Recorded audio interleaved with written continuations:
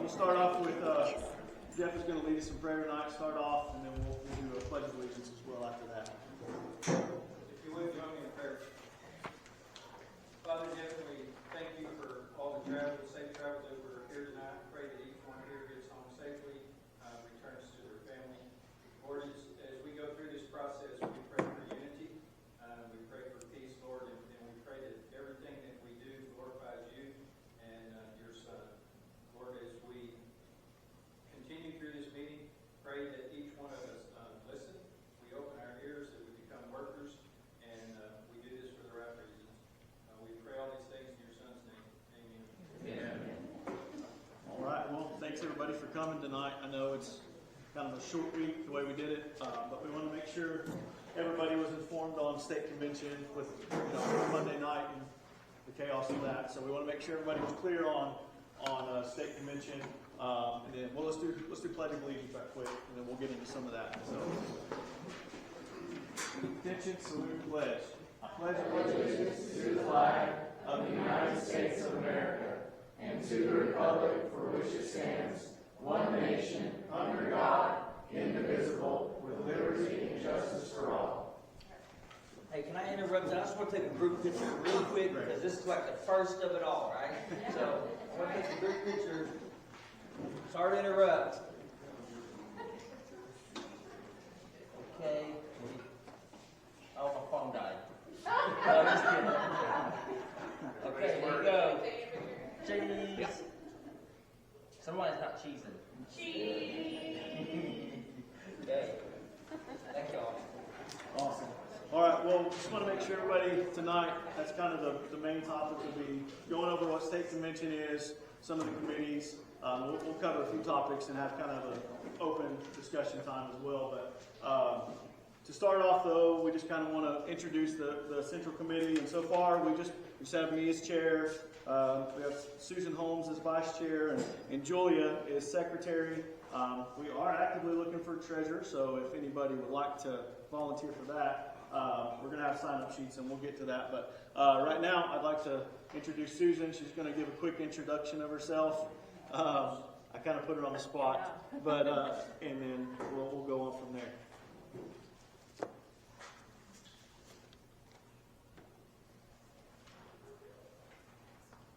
First of all, I want to say, you guys, we've lived here 25 years, and you all are an answer to 25 years of prayers, because I've talked to my friend Tanya, different ones here. It's like, we had 10 people, we could take over the Lincoln County GOP. And just 10, that's all it took.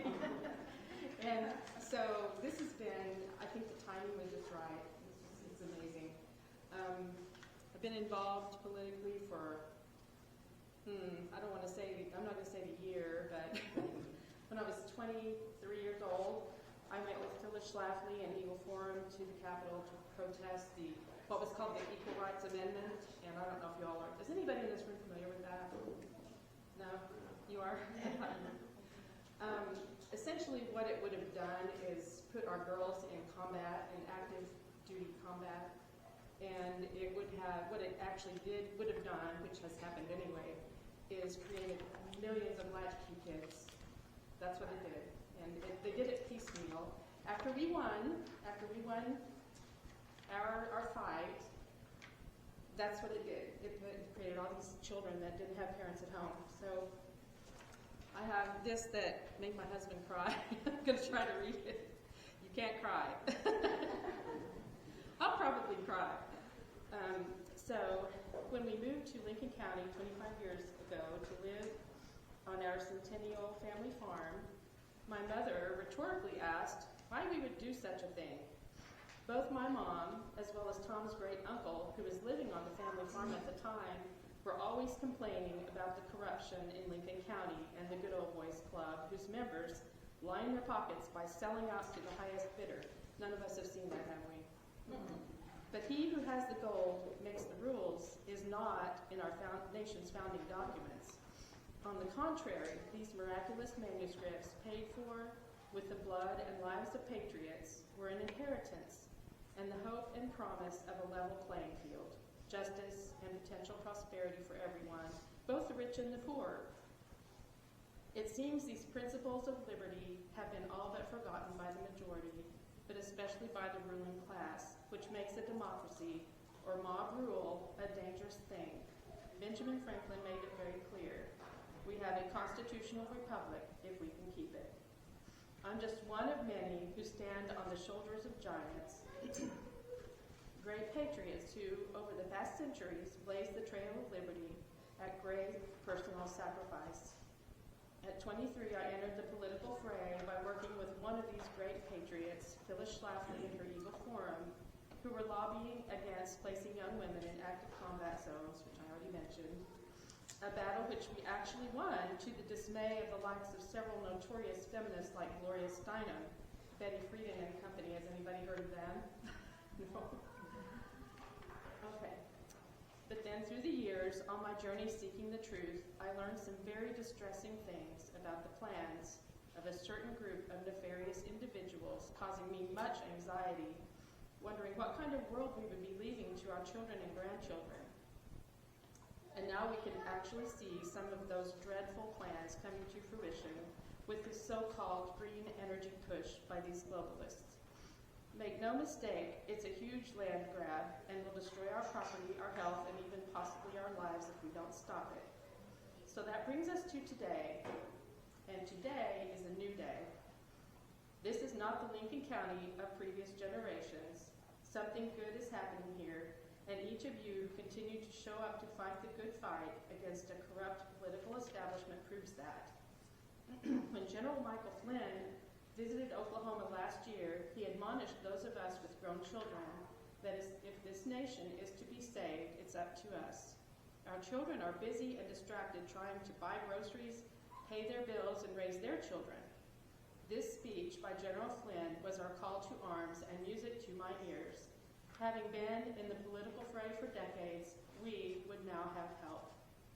In some ways, I'm almost thankful for the globalist green energy scam. Almost. I could do without it, as everyone else in this room. Without it, I might not have ever met the good people of Lincoln County who spend every free moment trying to figure out how to navigate around and through the establishment's landmines. I'm so grateful for each one of you, my friends and allies who have entered this inconvenient and exhausting movement that has disrupted our lives to help restore the Founding Fathers' vision for us. You know who you are, and you are my heroes.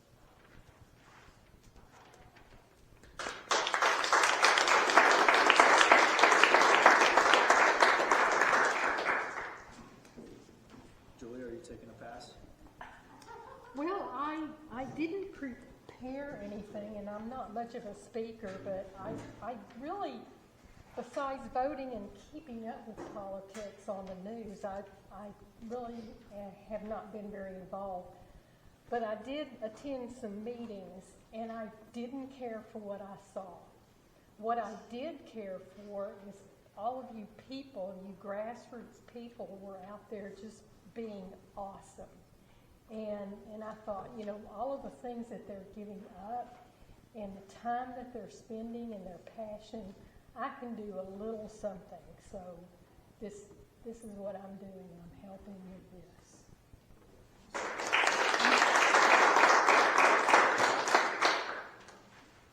Well, I gave a short introduction, I guess, last week, but just want to say again, thankful for the opportunity and thankful for the trust. You know, most of y'all didn't know me before Monday of last week, so I appreciate the trust in that, and that really means a lot to me and my family. We're super humbled to be, helping and as much as we can.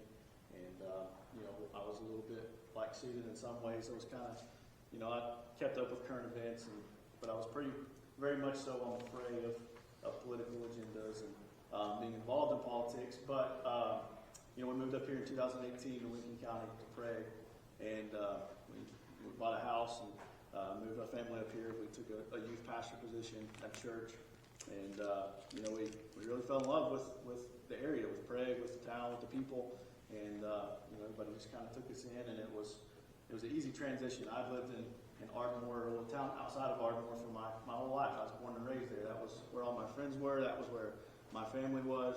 And so we uprooted everything and moved up here. And today I'm really thankful that we did.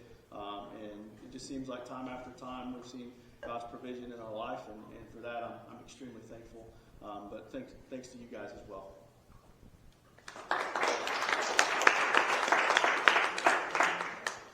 All right. Well, next order of business, we asked Mr. Shaw to come give a legislative update for us tonight. Talk to us for just a few minutes here.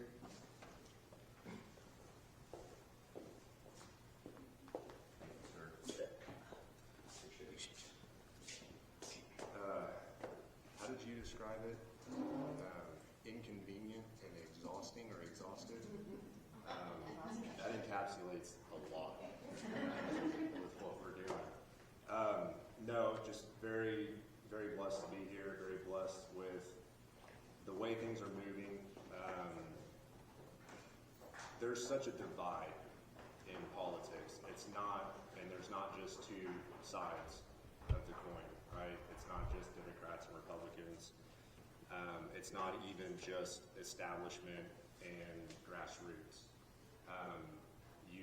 You can slice the establishment and grassroots into multiple sectors of people as well, in varying degrees of what they subscribe to, what they're passionate about, in varying levels of what, how they're passionate about those topics. I think, for me, I'm encouraged selfishly to see this county and a group of people stand up. It takes a lot for those of you that are in positions now, whether that's at the precinct level or at the county level, it takes a lot to stand up and go and do that. And I have an amazing appreciation now for anybody that's willing to do that for any position. So I want to thank you guys for doing what you're doing. And selfishly, I think for Lincoln County and for our state, there's a lot that we can do together, and there's a lot of strategy that we can employ at the county level and at the state level to make sure that we are being intentional and strategic with conservative ideals and what we're pushing, not just here in Lincoln County, but then what I can in turn be a voice for at the state level as well. So I'm excited to be a vehicle and be a part of that. A couple of, I guess, maybe words of encouragement or suggestions is it can be exhausting. What we've seen, what I've experienced going through the campaign last year, there's obviously a lot of hype and a lot of interaction, a lot of action, during the campaign or during getting into a position and all that. And then there's obviously a lot of people that kind of step aside after that, which is totally understandable. There's also been this kind of core group of people that have continued to be passionate and involved on issues out here, and that's been awesome to watch, and that's what I'm seeing here with this group too. So don't get too exhausted. Don't get discouraged or too tired. But I would also say, just on what you all start to talk about in terms of topics or issues that we're having here locally and just in general, from a conservative nature, I would encourage people to be open to feedback and ideals across the group and outside the group. Understand what everybody is saying, but be completely uncompromising on the fundamental beliefs and morals and ethics and what you all subscribe to as the GOP group for Lincoln County. So there's a foundation there that should never be compromised whatsoever. And I think everybody in here kind of understands what that is. Otherwise you wouldn't be here, and we wouldn't have witnessed what we saw last week. So just keep that in mind that, like for me personally, going down there, I'm willing to sit down at a table and talk to anybody about anything, anytime, right? Whether it's another legislator, any constituent, it doesn't matter who it is. And I'm willing to, I've been in business for a long time, I'm willing to negotiate and try to talk to people, talk through an issue and try to get to an outcome that's beneficial. But there's certain pieces along the way, obviously, that there's some uncompromising points that are not ever going to waver. So kind of finding that and figuring out how to react and be, receptive to the appreciate or agree with, we can at least hear it out, but how we respond to it and how we move forward with it is up to you guys. So, really grateful to have a minute and to be a part of what you guys are doing, and thank you guys very much.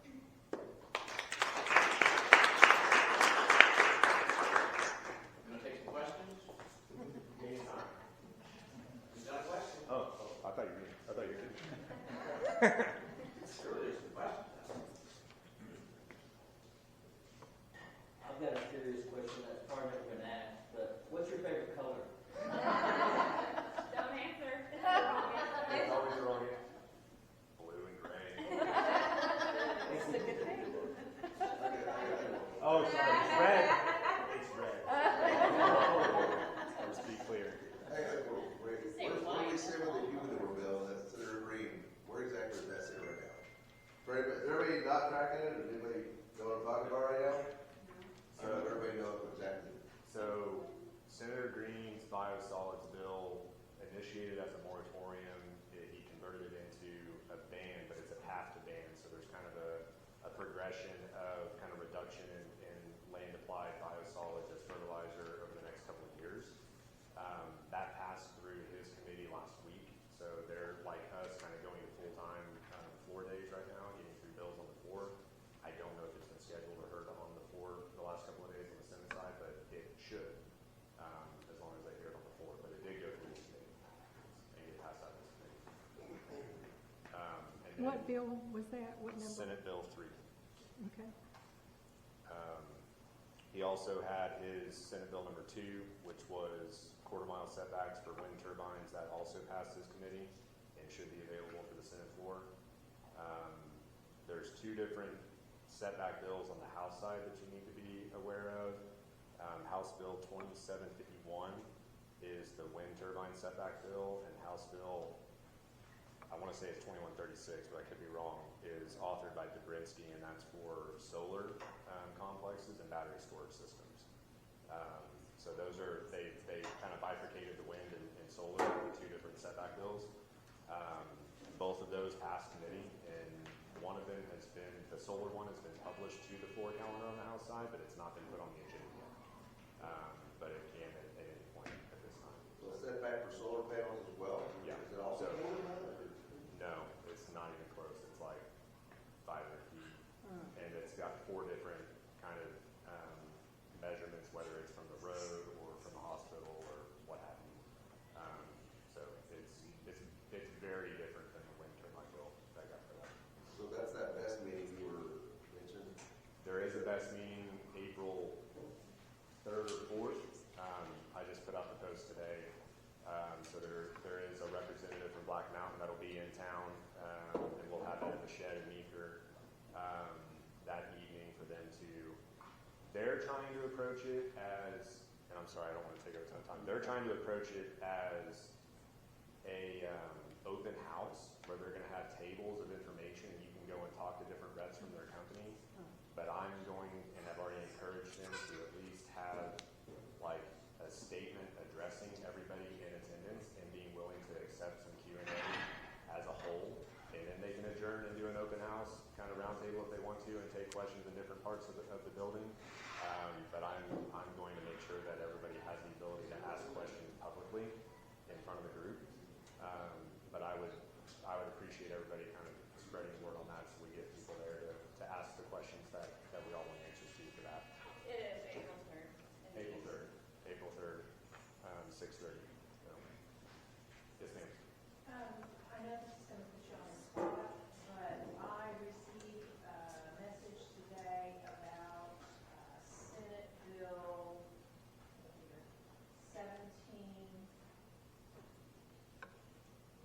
714 filed by Senator Rader, and it says that it is basically going to gut the Energy Discrimination Elimination Act of 2022. Are you familiar with that? Can you check into that for me, please? 7:14. Yeah. Yes, it will, Bill 714. Okay. Yeah, I'll take a look at that. Thank you. Yes, ma'am.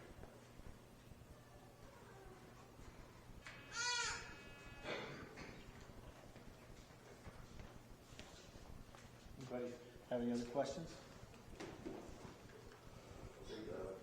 Yes, sir. Yeah, I know they have Oklahoma nodes set up if they started doing anything. Found any money being sent anywhere that should be sent, or The sun funding the wind turbines and solar projects, that's something the government's sending us for something else, because that seems to be the foray for everyone these days.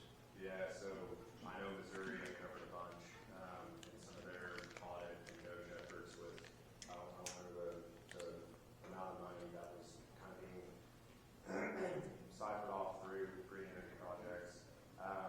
I have not seen any results from any efforts here in Oklahoma. I know on the House, and I don't know if it's just specific to the House, but the House opened up a website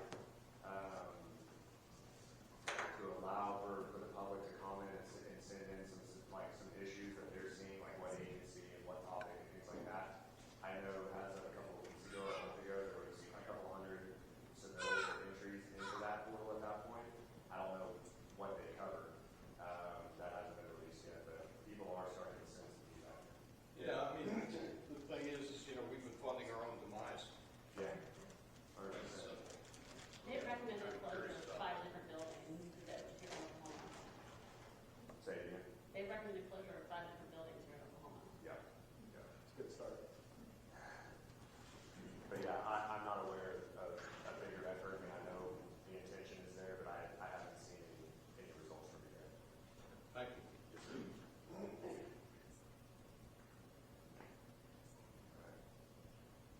Well, a lot of floor time over the next couple of weeks, so you're going to see a ton of bills being heard on the floor and a lot of votes. And so as I know about some of these bills that we're going to be monitoring as they start coming up, I'll try to make you guys aware so the word gets out on the way that calendar works. I mean, they throw it all over the place. So, I mean, I may think it's going to be heard the next day or the following day, and they can control that kind of on the fly. So I'll do my best to let you guys know when stuff comes up. What's the best way for us to have an impact? Let's say, 2 days from now, they're going to have the wind turbine thing. What should we do? Just start calling everybody, or what would you suggest? Show up, the red shirts on, or what? That would be good if I had some confidence that they were going to be here on a particular day. I think that would be good, and people being in the gallery, in the chamber. Because I mean, if we're all in there, and there's a lot of people up there, I mean, sometimes there's different organizations or people from out of town that have come in to observe a particular bill or what have you. I know for me, if I see people up there, and I'm at least acknowledging that presence is in the room. So yeah, if we have some confidence that we can heard on a specific day, I think that would be good. Between now and then, we know the author of the bill, and we know the people that are kind of involved in trying to massage that language. Emails, phone calls, explaining what you like or dislike about the bill and being vocal on that now, it would be really good, because they're in the last hours here trying to fine-tune that language even further. So I would encourage that. Does it really help for people to be in the gallery? I think it does. I mean, at minimum, what you can take advantage of being in the building is trying to find that representative before floor time. After would still be okay, because even if we pass it off the House floor, it's still got to go to the other side. There's still a whole lot of collaboration between both chambers on what's happening. So I think it's impactful to be in person, talking to that person, and voicing your opinion for sure. I also know it's helpful if your representative or senator knows that their constituents are watching online.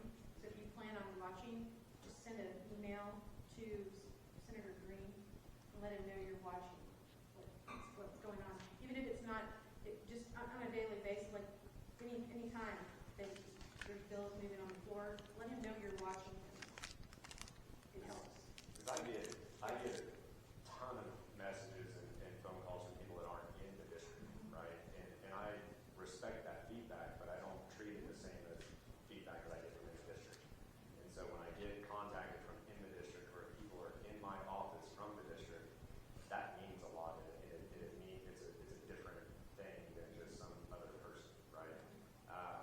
Not to say that you can't impact other legislators, right? So if you do go talk to them, that, obviously not me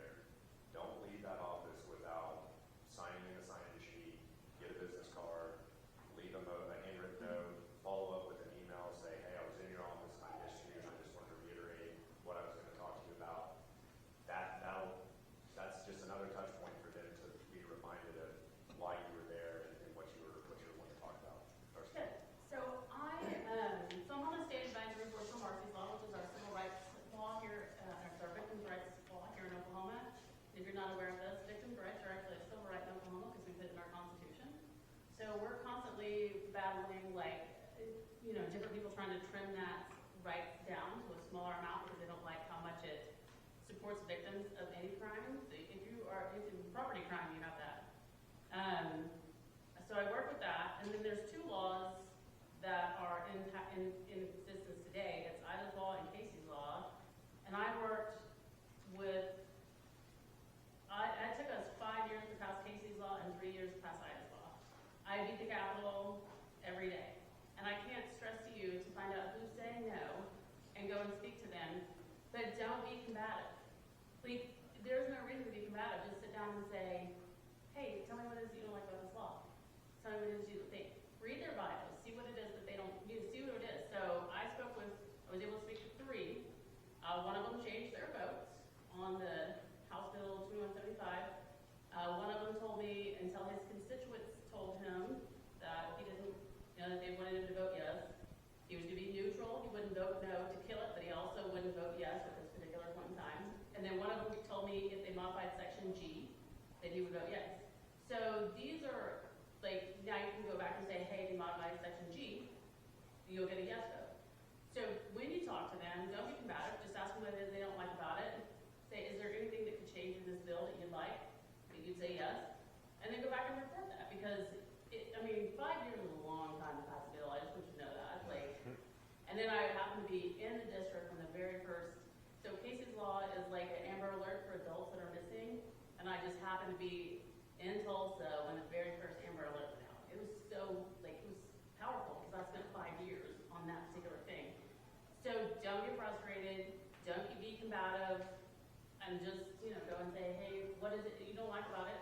And make them say something specific. And then the other thing is, 2 of the people I talked to, the first one was a biology teacher before he came, and the second was an engineer. So they like science, right? So you get prepped with your science, and you go talk to them about science. You talk to them about something that, they know a lot about, So, anyway, that's what I say.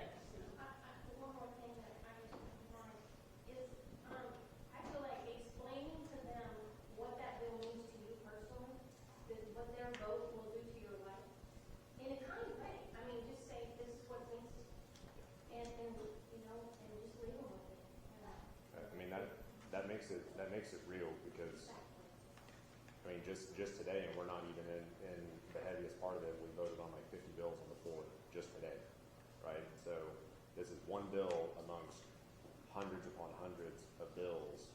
So yeah, if you make it real for them in that way, that's going to stick out for sure.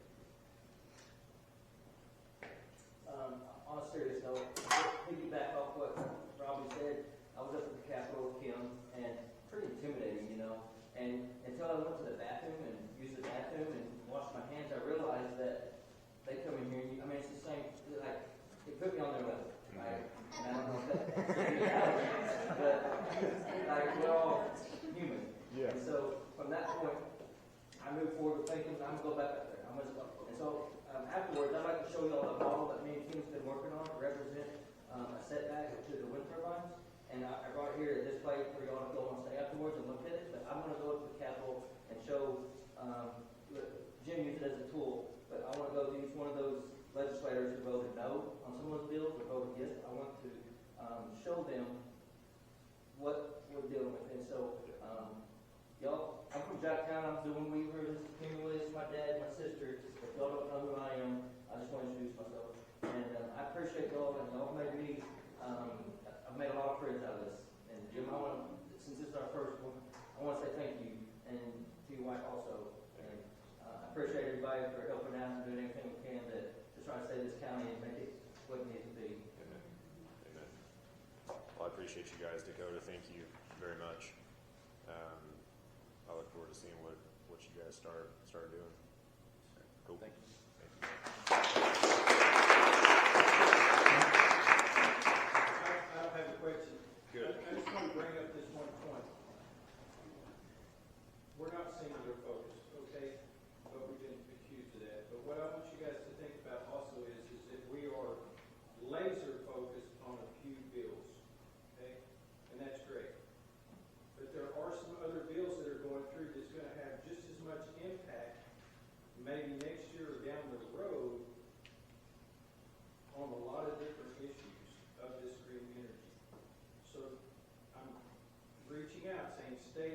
focused, but I want you to not get so tunnel vision that you're not seeing hydrogen bills, other languages that are going through and amendments of bills. It's because this is how I see it, and I kind of look at things pretty simple, but we're out here and we're fighting solar and wind and battery storages, and back here behind us, they're pushing so much hydrogen, so much Grant Green's got a bill right now, $750 million of taxpayers' dollars on a grant application to anyone that produces hydrogen. Okay? $750 million is a lot of money, guys, of our tax dollars that are going to. So all I'm saying is, broaden your vision, look into other bills, and start tracking this stuff from bill to bill to bill to see how they all line up and how the progression of these legislative bills work over a period of time. Because we're being duped year after year after year. Okay? So look at the broad picture, look at the big picture, but yet stay focused. I mean, it's a lot. It's overwhelming. It's hard to keep up with, and by design, right? By design. So I just encourage you to broaden your scope of bill watching and look at other bills. I want to piggyback off of that and say I admonish every one of you. Those bills are really, really hard to read. Find you some synopsis of the bills, or even the best thing that I have done is find out what the bill is about, like the hydrogen. Google it, read what that entails, because you would be shocked at what all that entails with our water supply and everything. The thing that scares me the most is carbon capture. We do not want carbon capture anywhere near us because if it has a leak, we will have a major disaster.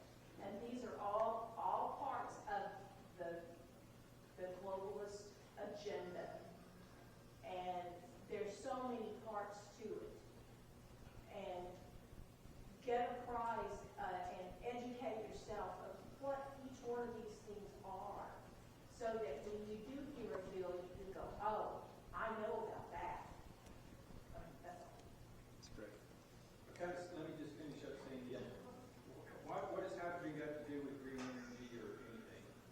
Hydrogen, and Tom can probably explain this better than me, I'm just now starting to dig into it and try to understand it. But hydrogen can be a byproduct of carbon capture, of lithium mining. So now think about that. And so if we have legislation out there that's going to fund $750 million for anyone that produces hydrogen, now do you see how the hydrogen piggybacks on the green energy? Because if that's a byproduct, now they're producing it, so now they get another subsidy. So all this stuff seems to be starting to tie together and work in ways that it's hard to comprehend, it's hard to understand. There's a reason for it. And they've had many, many hours spent figuring all this out.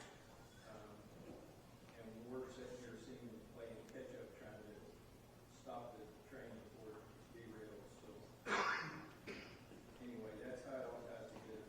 Go ahead. Just somebody was talking about, talking about just simplicity of things. My daughter sent last week or the week before, it's all running together to me. I capitalized a page for Representative Shaw, thank you.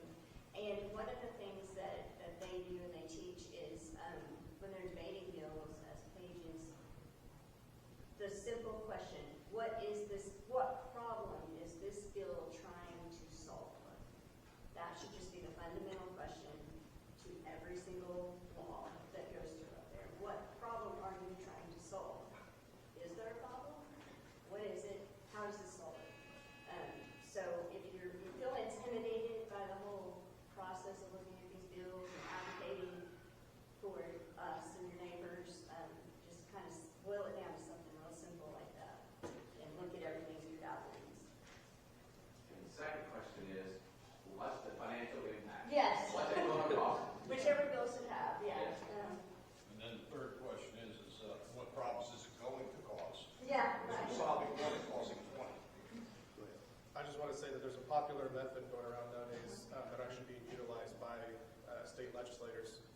from other states where these AI modules like ChatGPT and X's GOP, you can copy and paste the bill from the government website, put it in the AI, and tell it, summarize this, and it will talk to you like a human being, not like a lawyer, and really dumb it down for you, put it into simple terms for you. And then just recheck what it says. Yeah, some of them are biased. Double check. Double check. But it is a popular way to simplify those bills because not everyone's a lawyer. All right. So we'll have a little more time here at the end, but I want to get through some of the boring stuff right quick, if that's all right. So we need to, I was going to explain a little bit about what the state committee is, how the delegates work at state convention, all of that stuff. So Lincoln County has 24 apportioned votes at state convention. So that means if we have 24 people there, we all get one vote, right? If there's 12 people there, all of our votes count as 2. And so that's just the simplest way I know how to explain it. The biggest thing is we want to make sure Lincoln County has a voice, and they realize, hey, something's happening in Lincoln County. And so if we can show up and kind of show out, I mean, obviously not cause a ruckus, that's not what I mean, but just enough so that they recognize us, right? And they can say they recognize and it puts Lincoln County on the map. That's kind of what we want to happen. If we can have a voice, maybe even outside of Lincoln County. We have metro counties bordering us on the northeast and the southeast over here, or the southwest over here.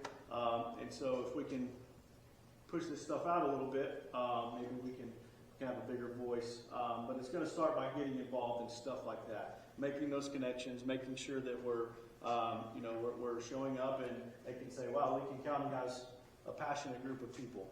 And people pay attention to that. And so, anyway, so we have 24 portion votes at state convention.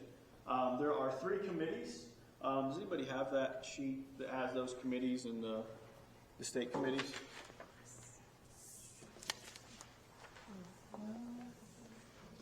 Tammy, did you hand those out? All of them. Okay. Cool. That's all right. Does anybody have a spare copy? Thank you. All right. So there's 3 committees. You have the Credentials Committee, you have the Platform Committee, and the Rules Committee. Now these committees will meet for 2 Saturdays. And the dates are, says April 19th and April 26th. Those are both Saturdays. So they'll meet on those days. And so we'll just kind of go through each one, what they are. State Convention for the Credentials Committee. And so basically on this sheet, only people that were here at county convention can be delegates to the state. I need to clarify that before I go any further. So only people that were at county convention can be delegates at state convention. That means they vote. They have voting power when they go to state. Anybody can go if they're a registered Republican, but they can only be a delegate for their vote if they were at the county convention. Now, with that being said, that applies for the same way with the committee, the state committee. So the first one is, and they won't pick everybody that signs up for it. They're gonna, the state chair apparently, or whoever their group is that goes over that stuff, will basically select people. And I don't know the number for Lincoln County or how many they select or anything like that, but I think it's maybe kind of at random from my understanding. So if you sign up for a committee, that doesn't necessarily mean that you're going to be on a committee. So first one, state convention credentials. The state chair will appoint a credentials committee chair, and then all the credentials committee does is they're going to review the attendees list from each county convention, and they're going to resolve any discrepancies, and they're going to show a record of those eligible to be delegates to the convention. The final credentials report shall be submitted to the state convention for adoption. Now, like I said, time-wise, you're going to have the 19th and the 26th. They're not real clear on if they go both dates or if you only go one Saturday before. So if I find out that answer, I'll let you know. But as of right now, I would just say, to be safe, maybe commit to 2 Saturdays just in case. I don't know. Go ahead. What's the date of the state convention? The state convention is May 3rd, and all of their dates say tentative, so those are subject to change, I guess. But the state convention is May 3rd. Okay, so any questions about the Credentials Committee? Well, I've served on some of those different committees. The rules and credentials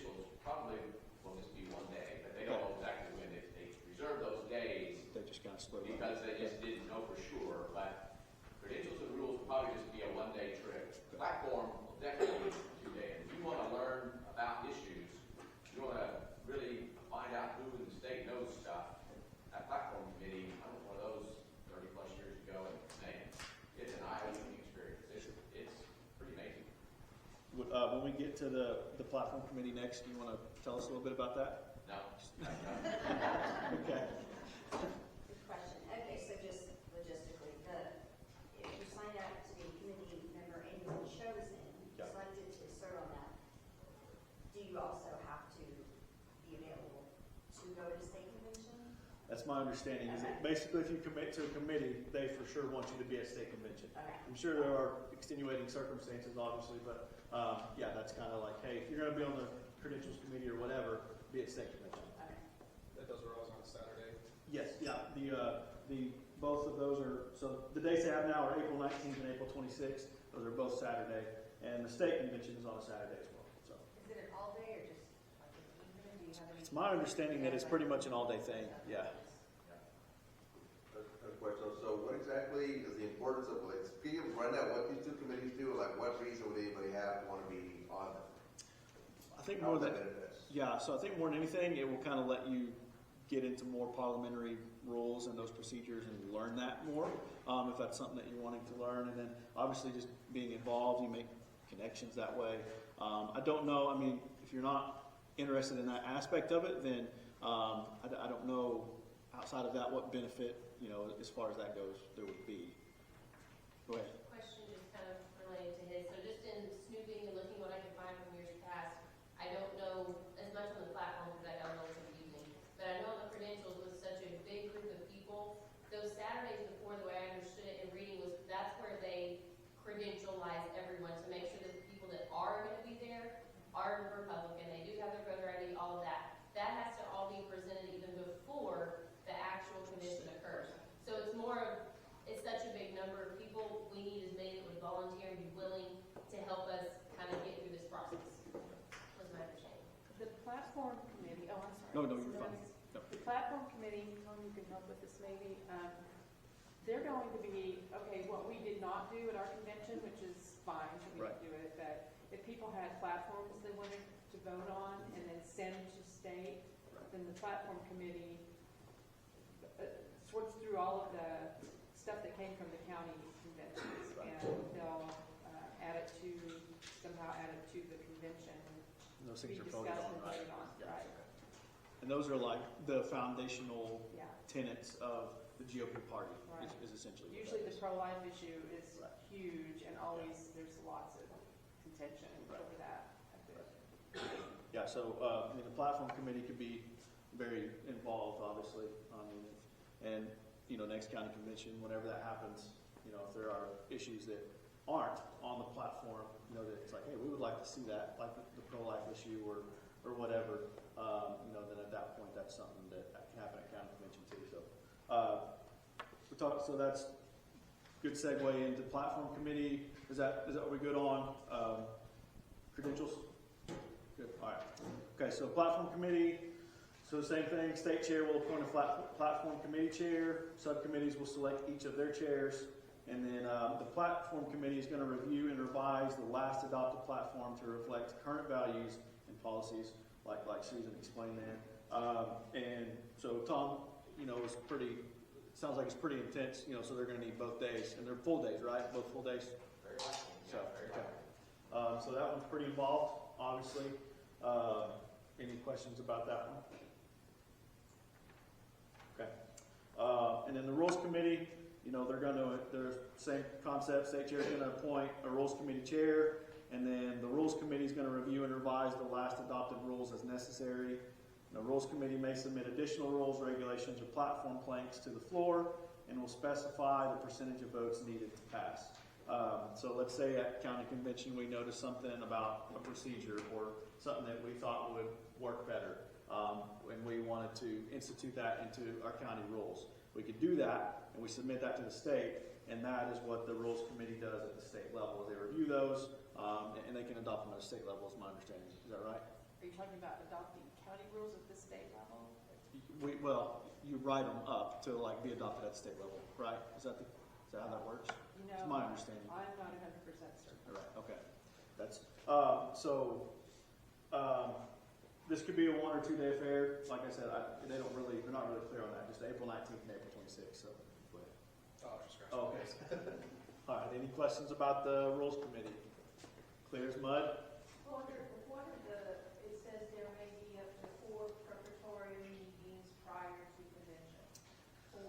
what they put on there, on like their OKGOP guidelines, but on this handout, all it has are these 2 dates.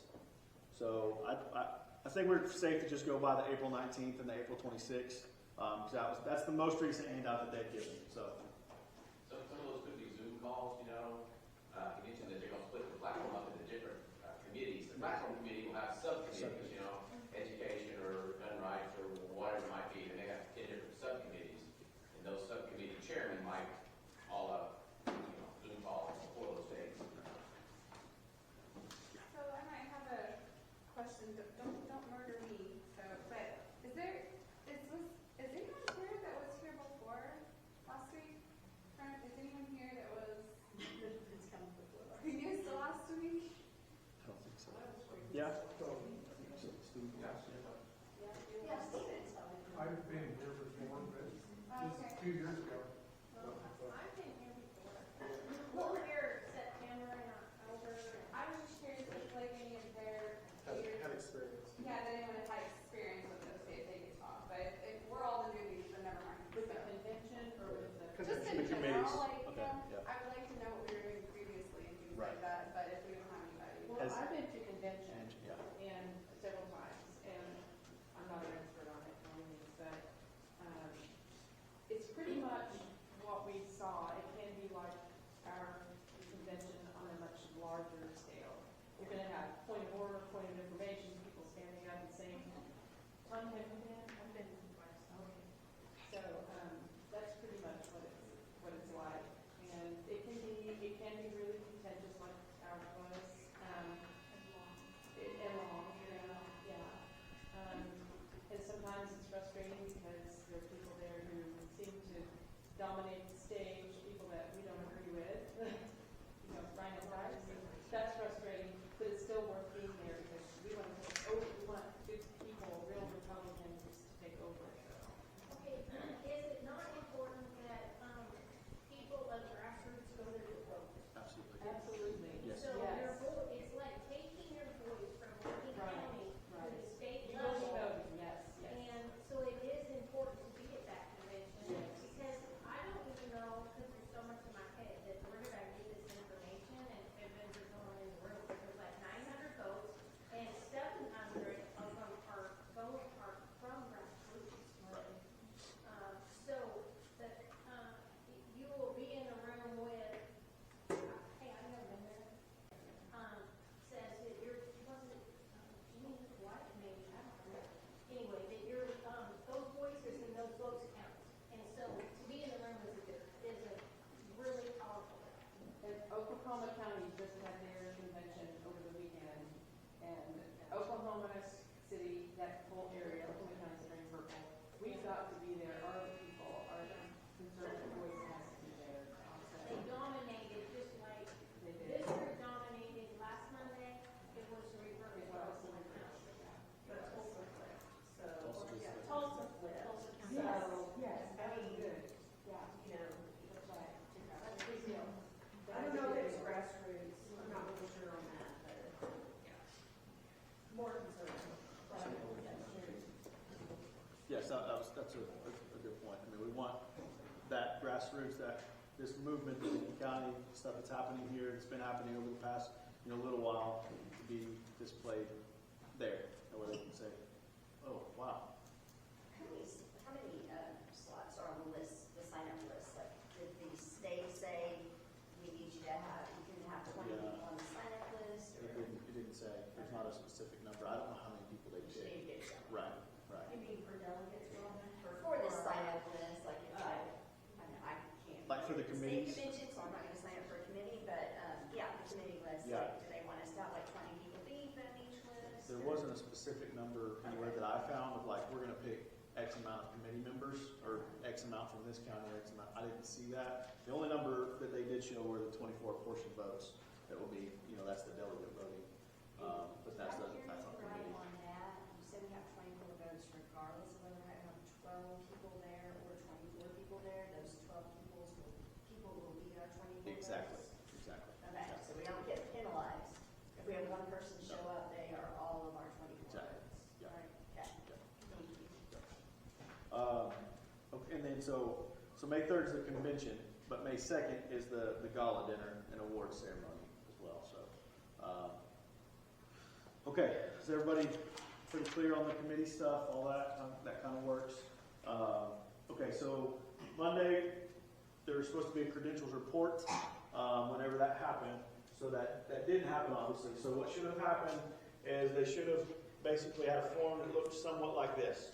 It'll have your name on it. And so if you were here last Monday, come and check this out. But if you didn't sign in whenever you came in, or maybe you changed your mind and you want to be on a committee or now you don't, whatever. But at this point, like when we dismiss and come up here and you can select what committee you want to be on, and you just mark yes if you want to be a delegate to state. Right here, you'll initial for this meeting tonight, and then delegate yes or no, and then committee here. So just whenever the meeting's over tonight, just double check this. If you made up your mind on if you're going to go to state and be on a committee. Yeah. Just to be clear, there is a cost Yes. associated, and it's not always advertised, it's kind of just understood. Exactly. So Yeah. it hasn't been said yet. It hasn't. Yeah. Last year was 99. Is what they said, I think. That's what I heard. But I think this year's shorter, so they expect it to be cheaper, is my understanding. On those sheets, Yeah. it's one, okay, they're gonna send all of your information to your email, and they're going to send your bill that way as well. So they told me that there's one person per email. If you share an email account with someone else who's going, that won't work. They will only send one packet of information and all the things that you need to one email. So make sure that's clear on the form. And was there something else? I think that was it. This might be a really stupid question, and I can't believe I didn't think of this till just now, but you said the cost, and then I thought, oh, does our county have a bank account for the Lincoln County GOP? I mean, the Facebook didn't get turned over very easily, so do you know if we have a bank account that we need to be? We need a treasurer's report. How much did you just get from? Yeah, treasurer's report. I guess that's a good order of business to finish out on. I did get a cashier's check from them, so they're $918.31. So they close out the account? Yeah, Okay. my understanding is that we just need to make a new one. So, Close out the account? yes, yeah, So there's that unwilling to work with us. I guess. So there's no audit, just to look back and see, that's why. Is that It's pretty? probably Yeah, better that way. I don't- Exactly. Yeah. How they normally handle? Start clean. You can start clean that way. It's probably the best way for it to happen, I would think. You know, excited they didn't run with that. Yeah. very true. Very true. So yeah, we need a treasurer badly. So if anybody, we have some volunteer sheets. We kind of brainstormed some ideas about like different types of committees that we could have at a local level. And so I'll see if there's any questions first before we get to those. Any questions about anything else about state convention, rural committee, anything? I just have one more. Can you go to the state convention if you don't select that you want to be on the committee? Yes, yeah. And so you'd be a delegate at that point. If you were at Monday's convention, county convention, and you go to state convention, you're a delegate for Lincoln County. So do you vote? You do vote, exactly. Yeah, you'll just vote for whatever's happening at that moment on the, at that convention. But yeah, if you want a specific committee, that happens before then you get involved in that. But if you were at county convention, you can go to state convention and you can vote. You're a delegate at that point. Now, if you weren't at county convention, you can still go to the state convention, but you're just not a delegate. Does that make sense? Okay. Okay, what if we have 26 delegates? Who are the 24 voting? So all 26 vote.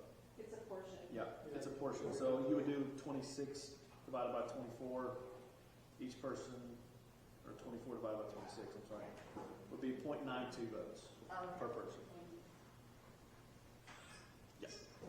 So, what exactly, are we voting on issues, we're voting for people, or what exactly are we voting for?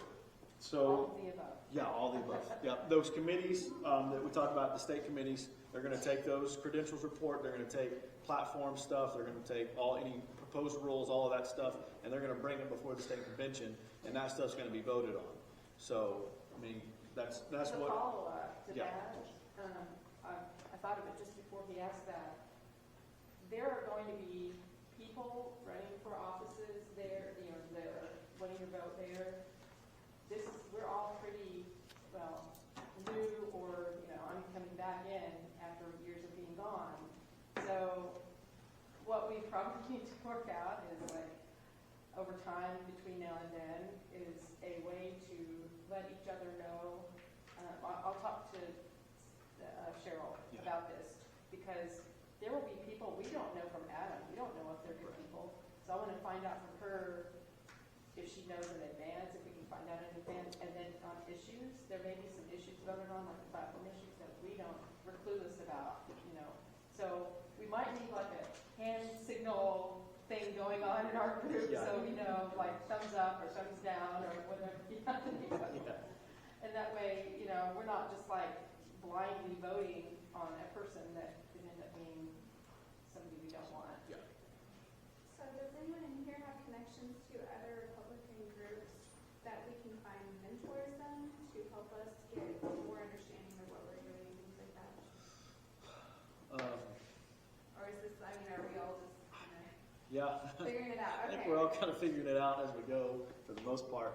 Now, I've talked to a few of the other, you know, GOP chairs at call or whatever, just for congratulations. So I'm sure there's some connections that we can make between all of us and Susan and Tom, and I'm sure Jim would know some folks as well. So that's something that we could look at for sure. Ryan's question. No.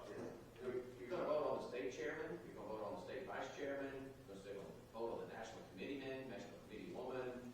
I'm not sure what all, but at least those four, those are significant votes. And those people will be there campaigning during the convention. They're gonna be handing out their little flyer. Yeah, well, that's what I'm talking about. I was still here that night. Campaign for vice She's chair. running for vice chair. Right. Everybody know anything about her? Well, she was invited by the former chair of Lincoln County. Oh. That's the litmus test right there. Yeah.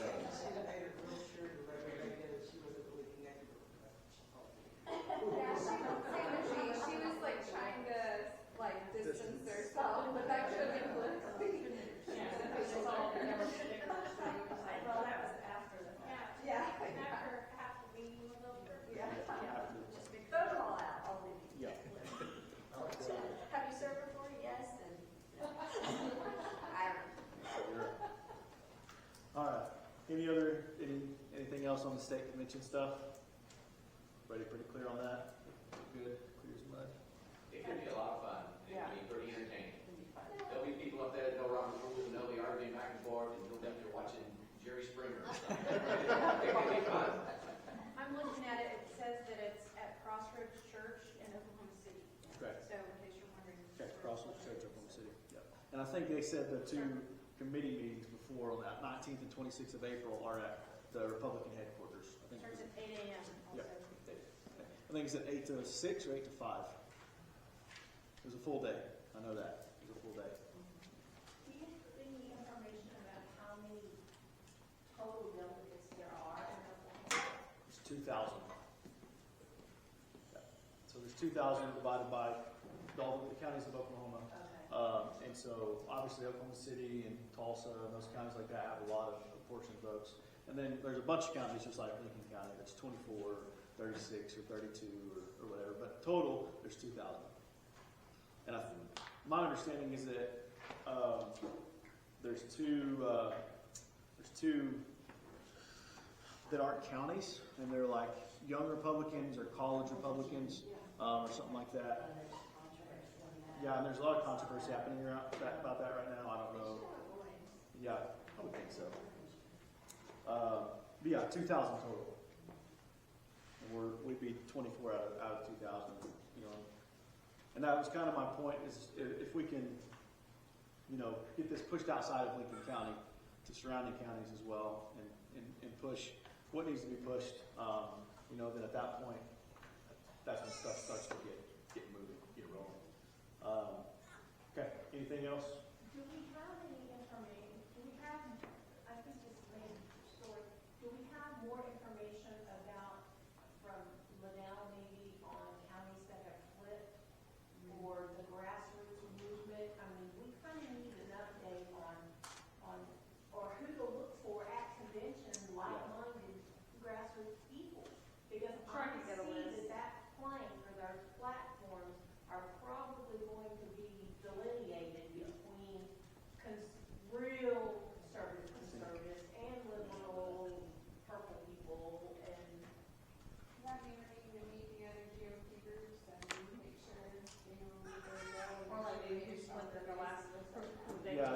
past conventions, there were several. Hold on, I remember seeing something about this.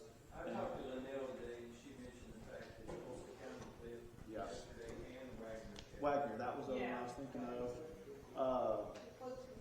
Pittsburgh County did too.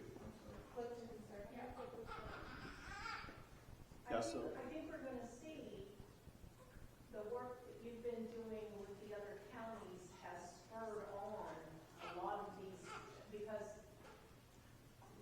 it got started because we told those counties, look, you better start looking at this stuff. And they did. And some of the Hughes County I know is, they were going after, there's a county up in northeast Oklahoma, McIntosh.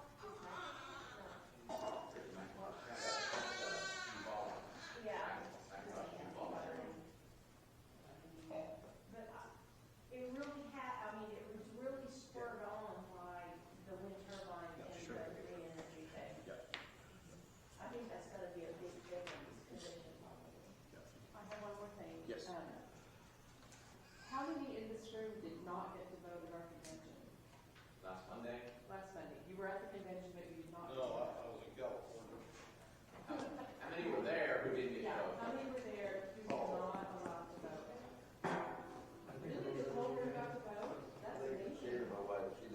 She didn't get to vote. Shannon didn't get to vote. Okay. You want to explain what we're not going to let that happen again? Right. That So- wasn't our doing. That Yeah. was the former. Right. group. So that was kind of the stuff that they had set up for that county convention. Which, we talked a little bit about it that night, but there are new rules adopted for every county convention. And so at that point, it was simpler just to move forward with everything that was already happening. And so it was simpler that way. But in the future, we want it to be where basically everybody gets a vote. Essentially like they do at state convention. They're a county delegate, or they're a delegate to the county convention, and so everybody gets a voice, everybody gets a say in that. There were about, Tom, do you remember how many did not get to vote? 30? About 30 people. 30 people sat through that process and did not get to vote. And they didn't come back today. How about that? Yeah, Imagine that. I wouldn't have said into the convention why they didn't vote. But it all worked out for the good. Sure. And at the time, we had to move through some. So those are growing things. Yeah, exactly. All right, anything else on state convention? Questions about it? You good on that? If you don't really care which committee you get assigned to, is there like a auto assign thing we can write in? I think, if you just put yes on the committee, it was okay, cool, we'll put you here. I would imagine that's how that would work. He sounds like a platform guy to me. I will say this, everyone in this room needs to do their due diligence, because we're all aware of the fact of what happened last Monday night. But there's over 13,000 registered Republican voters in Lincoln County, guys. There was only 250 at most Monday night. There's a tremendous opportunity for growth here. If they see something different, if they see organized professionalism, not contingent in divisiveness. And so this could grow tremendous as we want it to, but we all have to do our due diligence to reach out to all those people that we know that, one of the most discouraging things to me in a campaign is when you talk to people and they say, I don't care because my vote don't count anyway. And that's what we need to convey to those people, that your vote does count. Yeah, there was a tie for the sheriff's department in some county here in Oklahoma in the last election cycle. It ended in a tie. One vote, it was Carter County, I think, is where I used to live. They gave you one vote. So. Going forward, since it is the paradigm has shifted, maybe it needs a model or something, a group to, that you, when you are expressing what it's like, that we stay positive, that we're not fighters, we are in our little, I would be labeled as a fighter against wind turbines, but I'm not a firefighter. I mean,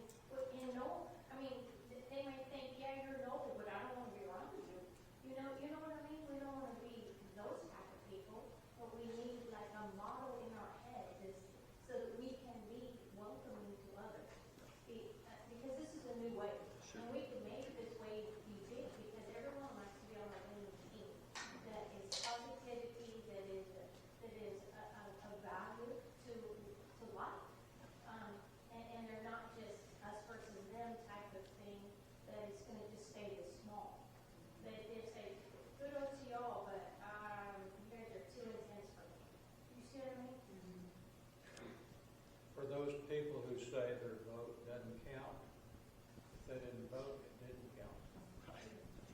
It's very true. I think it's been put on the page a couple times, but in response to Robbie, it's just a quick little catchphrase, but it'd be really easy to open a door to a conversation starter. I think it's working together for a stronger future or something like that. I think you've used that quote a couple times, but to reiterate to people that we reach out to, we're working together. We're not trying to do us and them, or you're out, we're in. We're all working together as a unified effort to try to see something change and to be different, because what has been happening obviously has not come to fruition. So we have to reiterate that unification to get anything actually done and moved. That was my whole goal in attending any of this, was that there were, and I know this is complaining against, about the past, but that was what kept me out of the GOP previously, is because I saw people shut down and made fun of, that what they were saying didn't matter. And my goal in getting involved was that everybody's voice is heard, and we voice our voices, and we work, like you said, work together to come to some common ground we can all share. Because when it gets to the end of the day, we're all Republicans, and we want a better tomorrow for all of us. So I would like for us to concentrate on letting bygones be bygones. I hope that we can reach out to those people that felt so slighted and upset last week. It was a hard thing to do. It was a hard thing for them to go through. But that's not who we are. Because we have dedicated, like Jeff said, to be Christ-like. And Christ reached out to everyone. And that's what I want to see us do.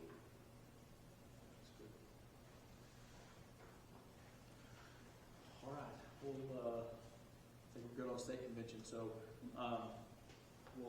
if you have questions about it, just holler at one of us. I'll try to explain it better if I know the answer.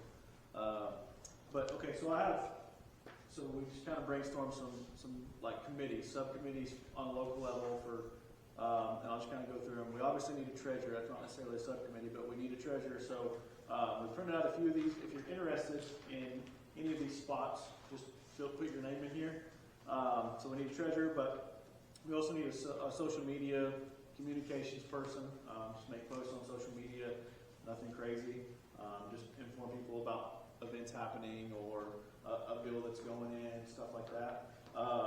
And then a legislative committee would be great. Just somebody to keep track of bills, kind of like Jim was talking about earlier. Just somebody in a group of people maybe to keep up with bills that are important or that are going on the floor, and they can rally people to go to the Capitol or on those days or something like that. Event and scheduling. So if we get to a place where we can, I would love to get into the place where we can start putting on some events, like the actual Lincoln County GOP can put on events. And so we need a subcommittee for that, just a group of people that would be willing to kind of head up events and tackle that task. Obviously right now the funds are, extremely limited, but, the more we can push that stuff out, that's a byproduct of things that will happen. Fundraising, so people that would be willing to make calls or, talk to people, and, we can come up with brainstorm with ideas for that, but we need to looking for a committee for that. Floats and booths, like for parades or carnivals, county fair, Bocce Festival, play stuff like that. Just a committee to kind of keep track of those events, organize a booth, organize a float, whatever that would be, a group of people for stuff like that. Marketing, so a group of people that kind of be in charge of flyers or signs or different stuff like that. And then a county fair committee, just a specific committee for like handling stuff at the county fair. And subcommittee for prayer warriors, I think would be a great one to have. And then a hospitality committee, so they kind of be in charge of snacks and drinks at events and stuff like that. And then there's a few others below here. So if you have a great idea for a committee that is like, oh, that'd be a good one to have, or if somebody could do something like this, you can write it down here. But if you're interested in any of those, I'll have this sheet up here along with this other attendance sheets from Monday where you can select committees and state delegates for state convention. So. Is there something on there that would service go under? Because I know he was mentioning things they do in the community. Yeah. So not events, but like Community ways that service. we're serving our community. Right. Or I mean, because Yeah. that's the things we have to change the image of how we're seen. Sure. For sure. And that can be met through a service. Yeah, that's great. Oh, you're like Andy? Yeah. Yeah. Oh, I agree. I'm surprised you just called that. I'm slow. The only thing I do left-handed is right, so. Sure. I Seniors, I think. suggest maybe that, and this may fall under events or something, but I think it would be nice to have a specific convention committee Yeah. that prepares the next convention, Sure. that makes sure that everything's in order, ready to go, and Yeah, that's a great idea. Does it make you wonder how they did it previous to this? Does it all these other years that they've had conventions, they were just all at one somewhere? I think they only had 20 people, so it was easy. We had 20 or less, and it's sort of like, well, who wants to be chairman? Oh, I don't really want to, but I'll do it if nobody else wants to. And that's how and they may have had a chairman and vice chair. Did they go to all this? Yeah, but it still requires a vote. Yes, they did. When We you still have had 5 people, delegates to it's the more than state convention. You should not I wanted always to get votes. reiterate just one thing, to make sure that we talk to our people that came and didn't have a vote last, because I mean, we want them to come back, and if they showed up the first time, they're more likely, if they're like, oh, so things were handled a little wrong. Yeah. Just kind of reach out to them and let them know, we didn't know, but we want you back. We knew, but I knew, but we were moving along so well, I almost called point of order on that. What we all need to understand though is what happened Monday night is validated, and they can't come back and say, you didn't do it right, so Right. all this is in vain. So it did get valid, because I heard there was some But it has to be because the county, us as delegates, followed the process that they put in place with their parliamentarian, Yeah. and we voted, so there's nothing there that they can say doesn't validate what we did. So I don't think that we need to go and say it was wrong, because it wasn't wrong. It's a We democratic followed process. their rules. Well, I meant for the people, I like know, our, but if we start going out to the people and saying what was done was wrong, there's a different way that we need to articulate that and say it was wrong. Because if we start going across town saying, if we did this wrong, it's wrong, then that is going to give them the opportunity to say. well, but we did get two voted, the people that were behind us voted for the two that were voting. I mean, so, I know what you're saying. I get what you're saying. I had a question.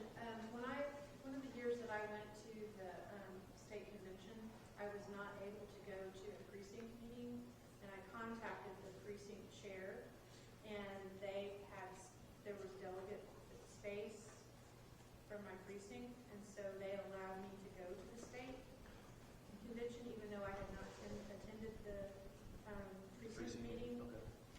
So I don't know if that. I checked on that, Okay. because a state chair can override that and say if somebody wants to go, but we discussed it, and we don't think it's a good idea considering Considering we're the under situation. microscope right now. Gotcha, okay. It's pretty clear in the rules, the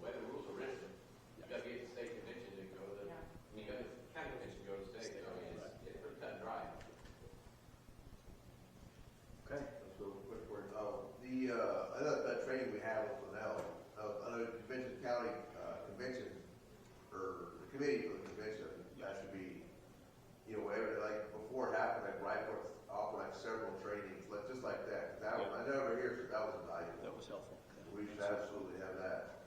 And also for all the other, people that were elected last Monday, do we have any, like duties or whatever we're supposed to be doing for the convention, or do we play a specific part in that, or everybody communicate? At the state convention? We have the meetings that we're supposed to attend, and so on and so forth. Not that I'm aware of. Now, there's a central committee, which is made up of chair, vice chair, secretary, treasurer, and then the 2 state committee persons, which is y'all 2. Right. And so we haven't had a central committee meeting as of yet. There's not a requirement on how many of those you have to have necessarily, or nothing like that. But if there's ever minutes that we need approved, like we need to do that still, approve minutes from last week, like that would be a central committee thing, stuff like that. But is it district committee members? Sorry, there's so many of them. District committee members, they're not considered central committee, but they have, I forget the term, they have, they're part of the county committee, not the central committee, but they're part of the county committee. So whenever convention happens and stuff like that, that's where the district committee and stuff gets involved. So. To Ryan's question, though, there will be state committee meetings. They're probably 2 or 3 a year, so you'll get invited to. Does that have information with no when it is? Yeah, They'll email it. he's got to send in the information to let us know that you're the guy. Right. And they'll start communicating. And then they send out emails to those specific people. That's not the case with district committee, is it? Yeah, they have. Is they it? have Okay, separate all right. district meetings too. Okay, so there is state and district. Okay, so they'll send those out directly to you guys. So another thing on the sign-up sheets before you leave tonight, if you could just make sure, it sounds like to me email is kind of the form of communication with the state GOP. So if we can make sure that is accurate, that's kind of the biggest one. They're not going to shoot you a text or call you. From my understanding, it's going to be by email. So. This is just kind of complicating things a little bit more maybe, but it's something that I've been thinking about and I've talked to Christian about, is how are we going to organize our precincts? I mean, because from what I understand and how I see it, the precinct level is the skeleton that makes the whole thing move. And so, I mean, I'm asking you all to find us some training, to give us, what kind of things are we going to be given to work with? Will we get a list of people in our precinct? With, that we can, because I've just contacted right now people that helped me file a complaint somewhere else. I mean, just people I went and knocked on their doors previously. Sure. And I just kept them apprised. So I've talked to a few people and they've given me some resources. So kind of my job would be to kind of email you guys and be like, hey, welcome as precinct chair, or just a hello email type thing, and then kind of spell out those responsibilities of a precinct chair and vice chair. And so it works from the bottom up, right? And so you have precinct chair, you have precinct vice chair, same as the county, at the county level. So it works its way up. The precinct level is very much, like you said, the kind of the skeleton that makes up everything and makes everything happen. And so it kind of begins at a precinct level, works its way up. So for instance, just for an example, so let's say next year's convention, a certain precinct, precinct 16 wants to have a new rule or have a, whatever. So they bring something to the county convention, and the county convention pushes it to the state convention, and it gets voted on. So it starts from the bottom, and that's why whenever people are like, well, my voice doesn't count, that's not true. It does, because it starts at the very bottom, and that stuff can start to push its way up all the way to state convention. So.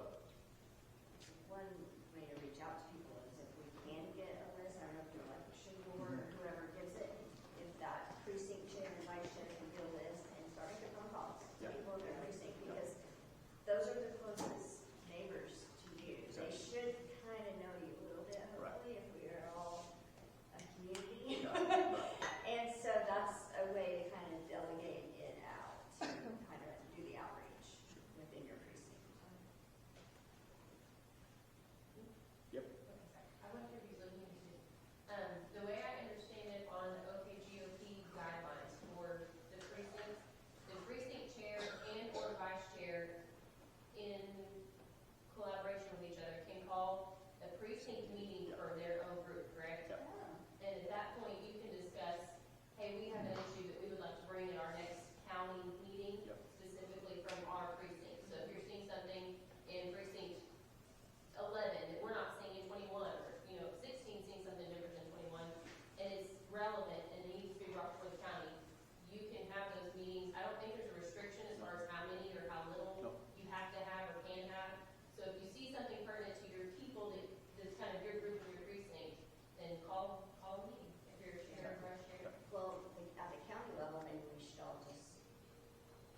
month ahead of time, encourage a precinct meeting at each precinct. If you only meet once a year, do it right before that county meeting so that you're all on the same page and you've got a number of people that you brought in to come to the person.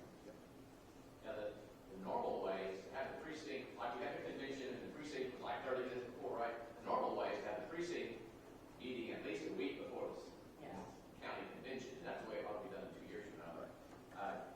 Back to Susan Hayes' question about training and precincts and that sort of thing.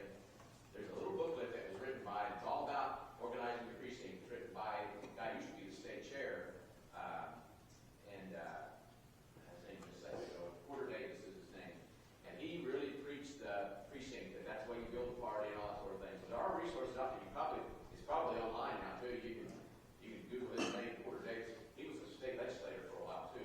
Then he was state chairman of the Republican Party for a while, and he was very, very strong on trying to build at the precinct level, and in states where there's a lot of good effort, that's what's going on. Yeah, it all starts at precinct level. Okay, we're almost, it's 8:15 now, so any other orders of business?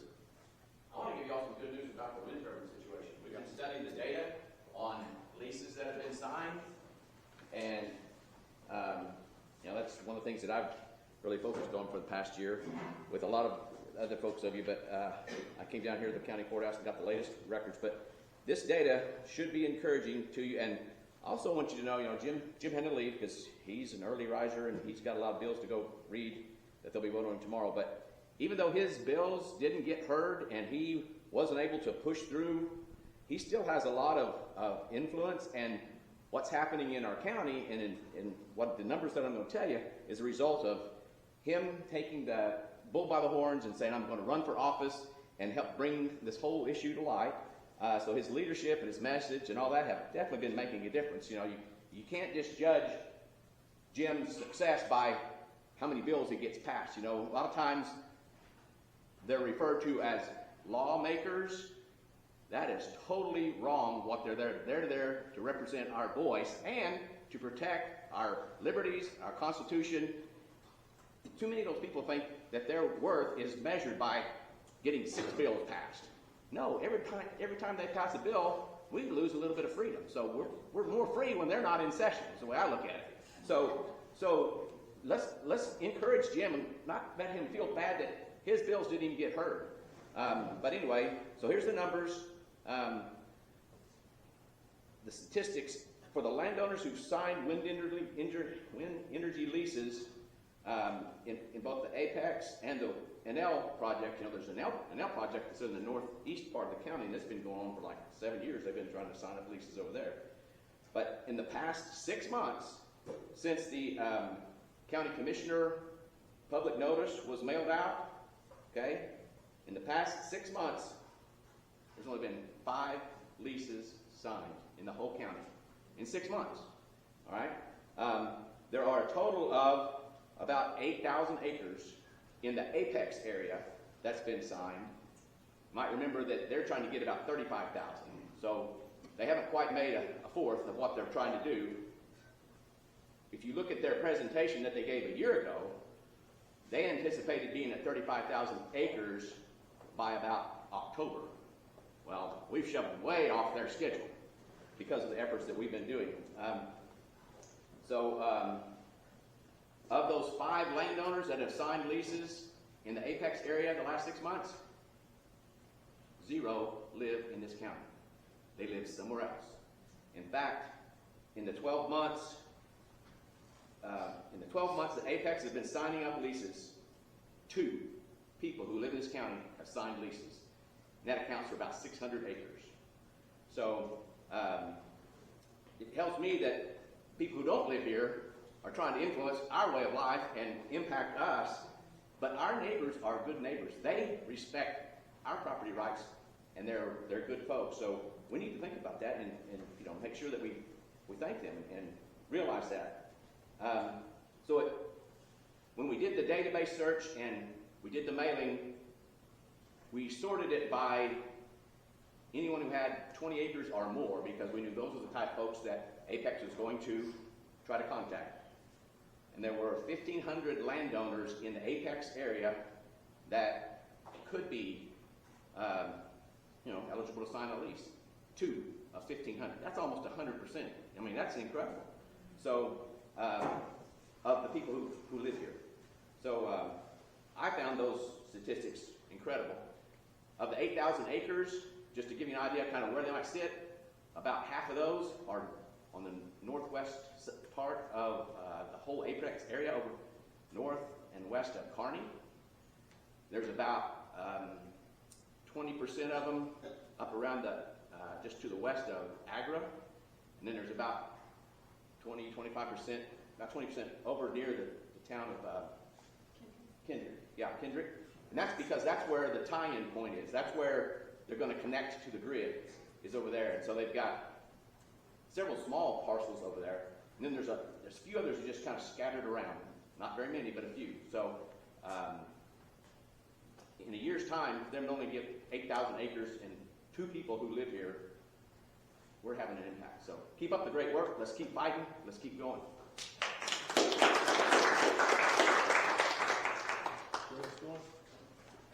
Well, I don't want to hold anybody up. Y'all interested in this little? Show us.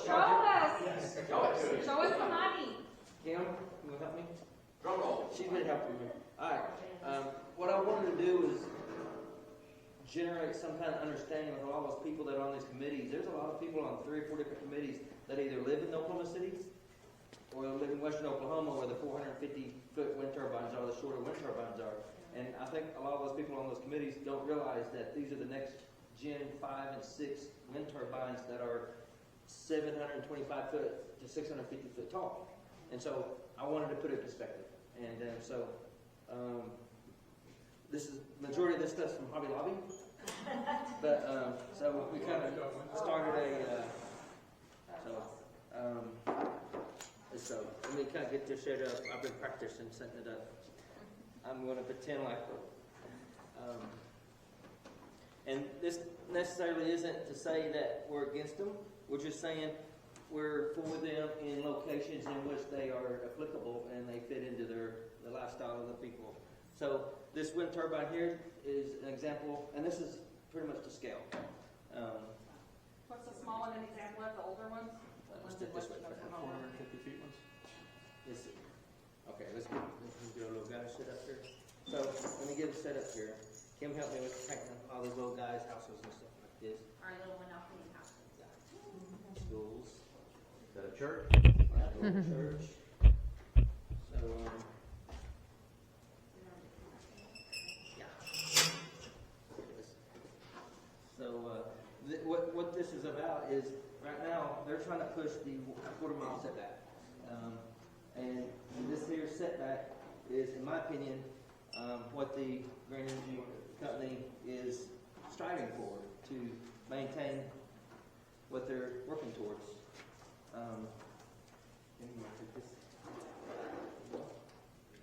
So, alright, so this here, okay, yeah, you go on up there. Yep.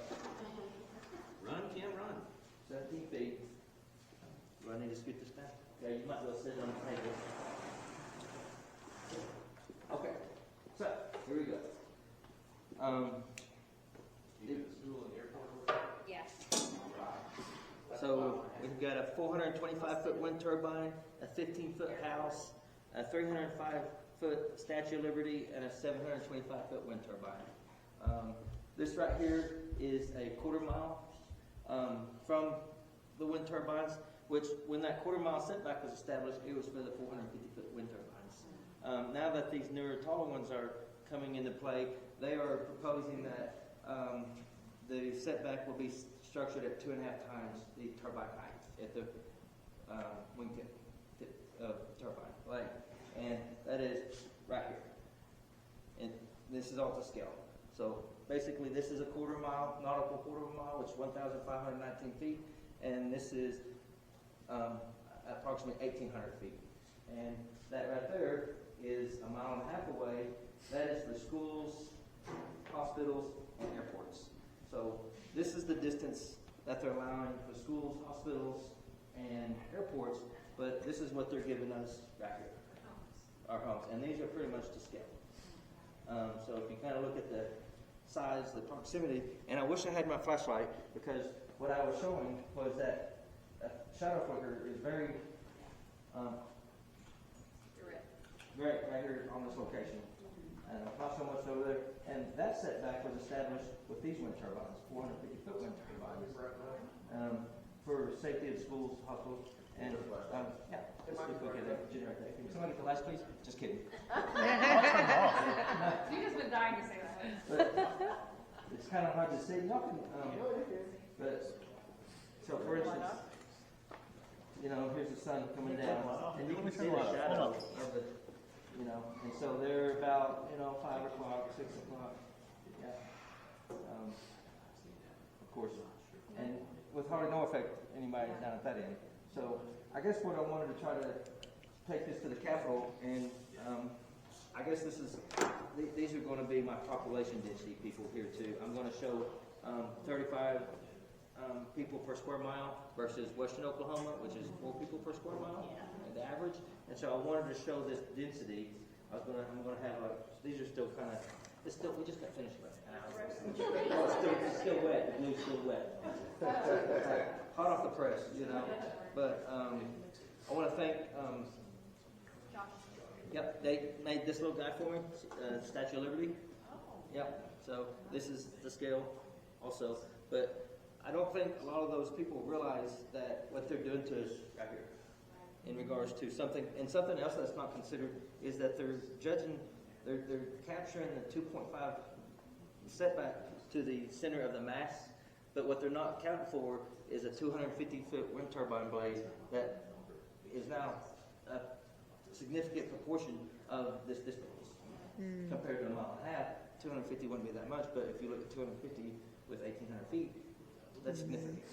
And so now we've not only lost an additional 250 to 300 foot. Some of these blades are up to 300 feet long. Can you do me a favor and just show what happens if it falls over and how close it is? Well, blow on it. So, if it falls over, anything. So, what people don't realize is that these blades at the wingtip are traveling 150, 200 miles an hour. Yeah. And so, if slings, 4,000 feet has been recorded, and that was brought up in the center. So a mile and a half. Anybody know the math on a mile and a half? How many feet that is? Is that sling on the small end or the large? 1,280 is 1 mile. Feet. It's close to 8,000. So, for sure, half the distance. I need to mark this 4,000 feet. This is potential throw distance.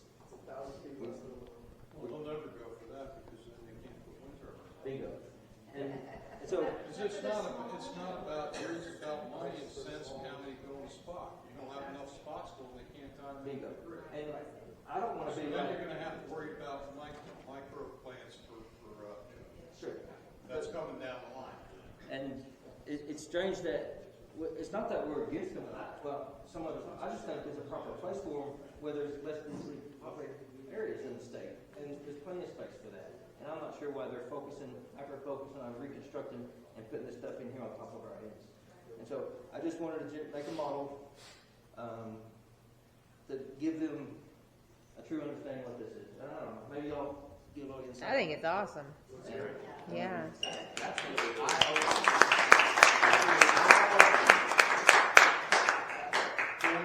Get some of that round ball. She painted some. She painted a little church up, That's the best part. We were trying to make some little people, but they were going to be at the size of rice. The other thing I'd like for you to include in that is that the sound thing, because people with pacemakers and heart conditions and epilepsy and things like that, I can't drive in Western Oklahoma without getting sick. Yep. Because I have a pacemaker. Well, that would require somebody to have to do a deep dive and get into that information. And I'm surprised that these legislators aren't doing engineering studies, medical studies. That's what these setbacks should be based on, not based on financial gains for a potential foreign company coming in here and doing what they're doing. China, maybe China, probably, but I just want to make that, to me, that's a drastic, that's a mile and a half, and here's what they're doing to us, and so that was kind of what the point behind this was. I appreciate y'all at least taking a little bit of time to see what I'm fixing to take up to the Capitol. They're already going to put this in a room, and they're going to let some legislators come by and see this. Nick Archer's interested in it, surprisingly. He's going to see if his turbine's better than mine. A little competition. She's taller. But anyhow, but y'all come by and look at it. It's just amazing how small a house is. And if y'all have any questions or something, Hey, I wanted to add something to that, something that we talked about quite a bit, I think, in our chat group, for everybody who's not in it. Is I know Gregory has half mile setback, whatever. We want a mile and a half, but the state will veto that. So one of the things that I think is helpful is that I believe the bill, correct me if I'm wrong, it still has the county commissioners can call for a vote, and then we can vote for it here. So, We gotta check that out. yeah, that's somewhere kind of going on. Because the counties Maybe not, have right? to have a certain population or certain size cities. I'm talking to the Attorney General about that. Yeah. Because he's the one who's put that information out. Yeah. And it has something to do with population. Oh, does it? And we're insignificantly populated. Yeah. From what I understand. So we've got to study that. So that was kind of the point I was making, that we're hopeful to get it back, at least get it where the county commissioners can call an election. And then after that, we'll have another battle on our hands right there. Because now we'll be back in our hands, and now we'll have to hit the pavement again. That, say, Lincoln County, we want a mile and a half, that you can add to. We're hopeful. What she was saying that we may not be able to add to, we're hoping to get something where we can at least add to, and then we'll bring it back, it's in our hands, but that's up in the air, it may not be. My understanding of that bill that you're referencing is that what they're going to put up to the county commissioners to be able to take it to the vote of the people is to waive the quarter mile or whatever setback. It's not for the county to say, no, we don't want them, or we don't want them set back this far. It's to say, there's this setback, and we're okay with not doing that. Like, we can go So closer. getting rid of the Yes. setback. It's, That's yeah, your it's not, understanding? the words opt out, opt in, or opt out of this quarter mile setback. And I've been, even as yesterday, Tim Turner, I addressed him, I said, why isn't there legislation wrote up to amend Title 19 and the county commissioner's responsibilities or the functions with this law? There's nothing that, and I don't know yet. I hope that what they're saying is true, that they're just going to put it to a vote and we'll be able to do that. I don't think it's that easy. And I think they need to amend Title 19. I think they need to go in there and rewrite some of the Title 19 outside of the zoning. Giving those county commissioners that responsibility outside of the zoning to be able to do that. So in that bill, if you do go to the Capitol, one of the most important things that we need to emphasize to amend that bill is county commissioners have the authority, which I believe they have anyway, have the authority to regulate their own counties without zoning, period. That's simple. That's the amendment that we need in that bill, because if we get that passed, then we as a county can put pressure, and again, this doesn't mean our county commissioners will do it, but at least we have the opportunity to force our county commissioners or ask our county commissioners to do one or two things. Either they vote on it, or they put it to the vote of the people. Okay? But what I feel like is going to happen with the language that there's now is that we're getting hoodwinked, because they're going to come back past that, and it's going to come back, and everybody thinks, oh, now our counties can do it like they did with Liquor by the Dream. But then it's going to come back, and they're going to go, well, we can't do anything because we're not zoned. So if you want us to do this and have this authority, then you need to vote in zoning. That's never going to happen. So the most important thing. What we need to be inserted in this language is that regardless of planning commission or zoning, and I can read section D of what we're talking about. This is on Jim's computer the other day when I was at the Capitol, and so I highlighted this specific word. But anyway, I'll read this whole thing. Section D, the provisions of subsection B of this section shall continue to be applicable to the construction of a tower or similar structure used in connection with an industrial wind turbine unless a majority of the qualified electors of a county vote on a question submitted for such purpose by the Board of County Commissioners of the county to modify or eliminate the setback limitation as prescribed by subsection B of this section with respect to a tower construction on or after the effective date specified in the question submitted to the voters. The vote authorized by this subsection may occur no more often than once each 5 years. So modify and waive. I thought it was just a waive. It says to modify or to eliminate. Basically, you don't have a setback. We're okay with not having a setback. But Jim and I noted that day that it does say modify. Modify means Either way. Yeah. either way. And it reminds me of, is it Murdoch's bill that was trying to allow school board members to have the waiver to reduce the setback from the schools, that allowed the school board members to vote to modify the setback to reduce it. And that's what they were using the word, They were modified then? yes, to allow them to place turbines where they feel like they should have the ability to do so. A school board would be able to vote and put a waiver in to override state statute 1.5 mile setback. But none of, It didn't make it to none of committee. that is, none of that bill has clarification of zoning authority. Because they could pass that bill, and then by statute 19, turn around and go, and our county commissioners could look us right in the face and go, we can't do anything because all this has to go through your zoning. Right? So that's the amendment that we need to be pushing for, is, and Jim's pushing that, it states, plain simple language, I'll say this again, that the authority of the county commissioner has nothing to do with zoning or planning commissions within our counties that have to be implemented before they have the authority. That language right there is the most important. I mean, if anybody could understand what Robbie just read in 100%, it is so vague and that's the way this legislation wrote. So they have all these loopholes and all this directions that they can go out of it. And so we need plain, simple, layman's terms language in that bill. That's what I feel. Well, in the zoning, you could translate to other issues, the battery storage, the solar. You can translate it across all these different industries. Once we set that precedent, they got to go with it, right? And we, as a state, we've already set that precedent. This is my argument for that. Yes. We all need to do We had it in meeting. I'm sorry. How do you certify it? And then we've already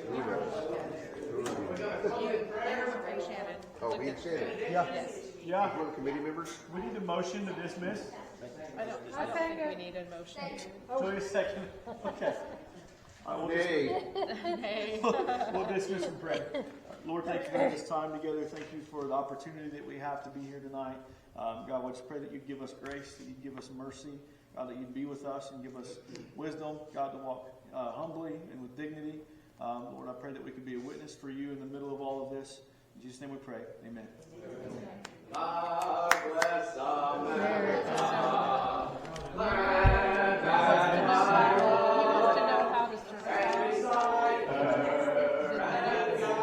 So my understanding is that voice approval is fine, and majority can sign them and send them in. So it's Shannon and I are supposed to certify it? Well, all the Central committee. yeah, you and Shannon, I think that's it. What about, central committee is us three or you or? So all of us, vice chair, chair, state committee, and treasurer, What secretary. about them? What do they do?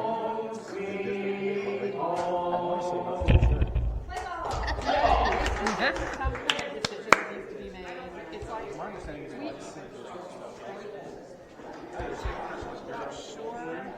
Okay, the way I see it,